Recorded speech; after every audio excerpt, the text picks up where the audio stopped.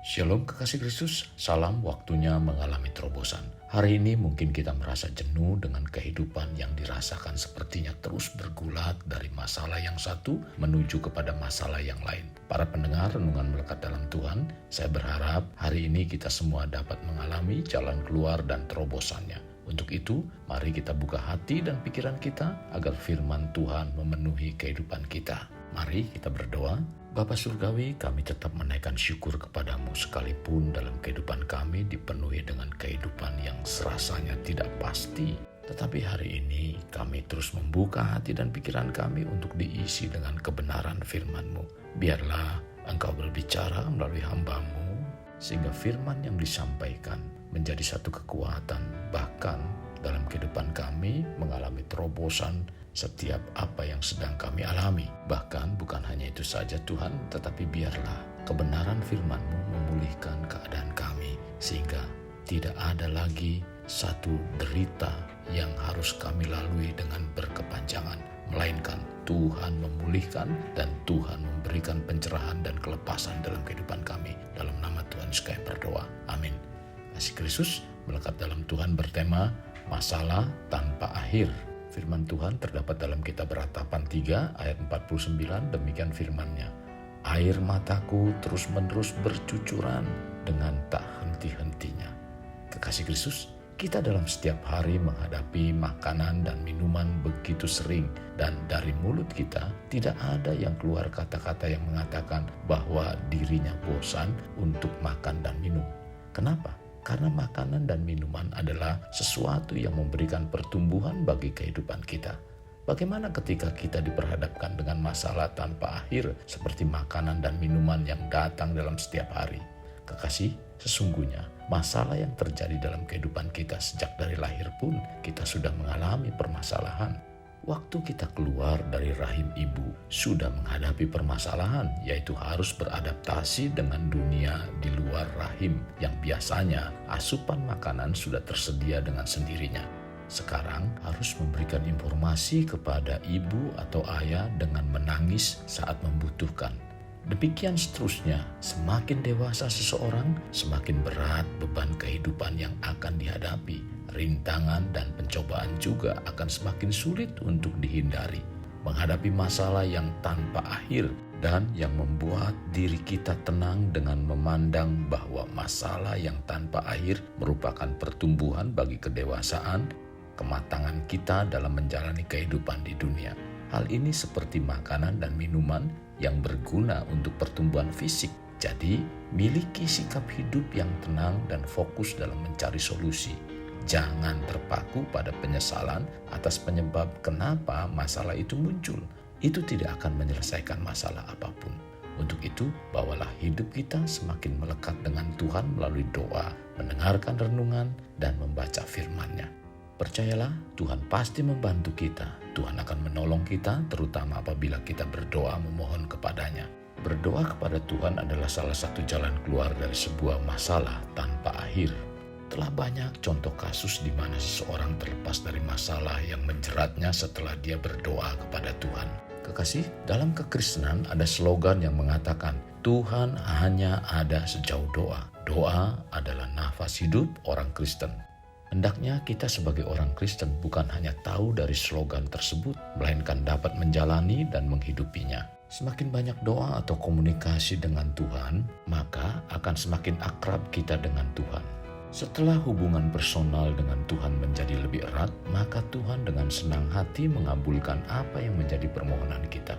Bahkan apabila terjadi sesuatu yang buruk, seperti masalah yang berat dan tanpa akhir, terkadang belum terucap dalam doa, Tuhan sudah mengulurkan tangannya membantu kita. Jadi tetap optimis bahwa masih ada jalan keluar dari masalah yang kita hadapi, sekalipun masalah tersebut tanpa akhir. Karena itu akan menjadikan kita semakin matang, dewasa, dan bijak dalam menghadapi dan menjalani kehidupan, sehingga menjadi pribadi yang semakin berkenan kepada Tuhan. Dalam 1 Petrus 4 ayat 1 mengatakan, jadi karena Kristus telah menderita penderitaan badani, kamu pun harus demikian, karena barang siapa telah menderita penderitaan badani, ia telah berhenti berbuat dosa. Kekasih Kristus, bahwa masalah yang menyebabkan sebagai penderitaan selama masa-masa sulit itu akan dapat membuang dosa dan keegoisan dari hidup kita. Tuhan mengizinkan masalah tanpa akhir sebagai penderitaan sehingga kita boleh belajar dalam menjalani hidup bagi Tuhan dan bukan bagi diri kita sendiri, agar kita mengusahakan untuk melakukan kehendak Tuhan dan bukan kehendak kita sendiri. Memang tidak ada seorang pun yang menyukai yang namanya masalah, apalagi masalah tanpa akhir. Tetapi itu terjadi karena Tuhan mengizinkan agar kita bertumbuh secara dewasa dan matang. Dalam Ibrani 12 ayat 11 mengatakan, memang tiap-tiap ganjaran pada waktu ia diberikan tidak mendatangkan sukacita, tetapi duka cita. Tetapi kemudian ia menghasilkan buah kebenaran yang memberikan damai kepada mereka yang dilatih olehnya. Buah kehidupan itu dihasilkan dari kedewasaan dan kematangan, dan itu adalah hasil dari proses pendisiplinan di mana nilainya setara dengan kesukaran yang harus kita lalui untuk mendapatkannya. Karena ini merupakan didikan dari Tuhan sebagaimana tertulis dalam Ibrani 12 ayat 5 sampai dengan 6. Hai anakku, janganlah anggap enteng didikan Tuhan dan janganlah putus asa apabila engkau diperingatkannya. Karena Tuhan menghajar orang yang dikasihinya dan ia menyesah orang yang diakuinya sebagai anak. Tetaplah percaya pada Tuhan apapun peristiwa dan permasalahan yang kita hadapi, entah masalah yang datang hanya sesaat maupun terjadinya masalah tanpa henti. Tuhan adalah Tuhan yang tetap mengasihi kita dan akan memberikan kemuliaan bagi kita. Sebagaimana dikatakan dalam Roma 8 ayat 18, sebab aku yakin bahwa penderitaan zaman sekarang ini tidak dapat dibandingkan dengan kemuliaan yang akan dinyatakan kepada kita. Penting untuk diingat oleh kita, janganlah selalu memandang negatif tentang masalah hidup yang terjadi, sekalipun itu melanda tanpa henti dalam hidup kita. Yakinlah bahwa ada Tuhan yang begitu besar kuasanya yang bekerja secara tersembunyi membantu kita untuk menghadapi setiap permasalahan hidup tersebut. Kasih Kristus, mari kita alami terobosan hidup. Untuk mengalaminya, mulailah dengan mengenal prinsip-prinsip kerajaan Allah serta menjadi warga kerajaan. Mari kita berdoa. Tuhan Yesus, terima kasih buat firman-Mu pada hari ini. Sungguh sangat memberkati kehidupan kami Tuhan, di mana kami senantiasa dibawa agar kami tidak mudah menyerah, agar kami tidak mudah mengeluh sekalipun masalah yang terjadi tanpa akhir.